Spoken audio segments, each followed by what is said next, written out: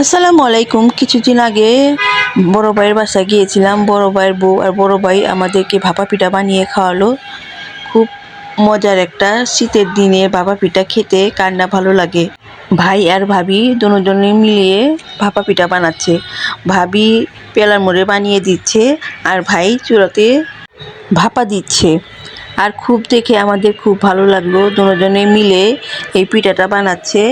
আর এই পিঠাটা অনেক অনেক মজার ভাপা পিঠা। শীতের দিনে এই সবচেয়ে প্রিয় পিঠা ভাপা পিঠা।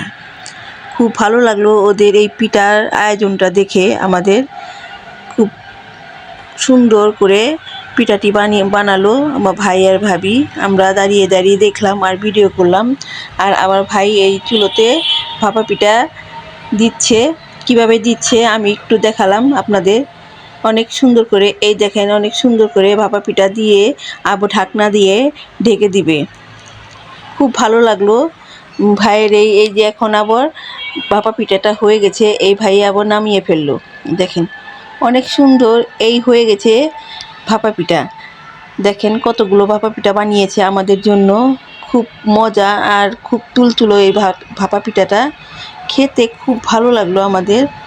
আর আপনাদের সাথে একটু শেয়ার করলাম ভাইয়ের বাড়ির ভাপা পিঠা খেয়ে খুব ভালো লাগলো। আল্লাহ হাফেজ।